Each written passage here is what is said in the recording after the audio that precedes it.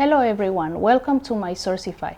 In today's video we are going to talk about part 6 of the whole series. This chapter is all about those frequently used shipping methods in the international trade. When you have obtained enough information about common shipping methods, it becomes quite easy for you to select the most economical and efficient during the actual trading procedure.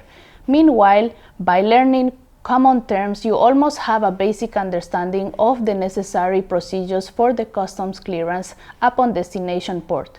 Now let's have a look at the following table with the content for today's video.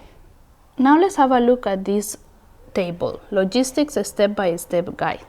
So today in this video we'll be talking about frequently used shipping methods, and number 2, notices of clearance customs on the destination port.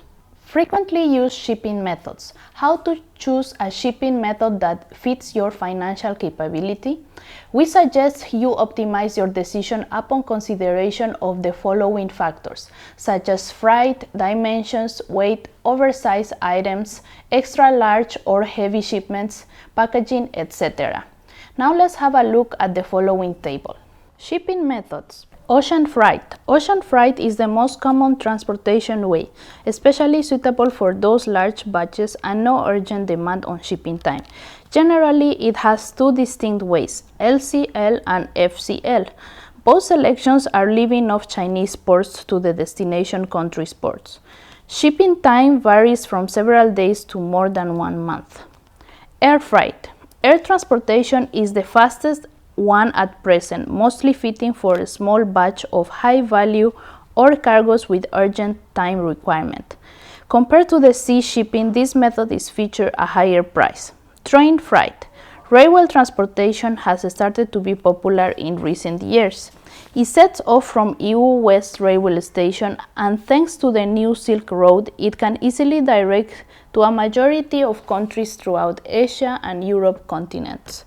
The final station is Madrid, Spain. Compared to the above two options, this kind of transportation is sitting somewhere in between, no matter the price and shipping time. Express delivery. International courier or express lines is opted when it comes to a small quantity or sample delivery. Except for the high price charge, its biggest selling point is door-to-door service, and it helps customers to get rid of all customs clearance hassles. Customs clearance on destination port. The rules and regulations and laws are a bit different from country to country, sometimes from port to port within a country, making someone who specializes in customs clearance very important to a shipper exporting and importing goods. Now let's have a look at the following table with more explanation of the documents that you need when you import products into your country. Documentation.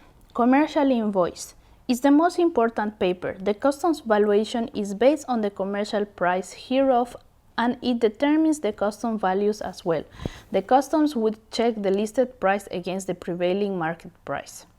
Packing list. It mainly shows following information, such as cargo information, dimension mark, gross weight and net weight, etc. Certificate of origin.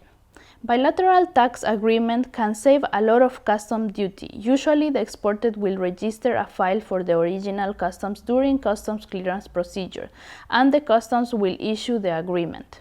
Bill of lading or airway bill.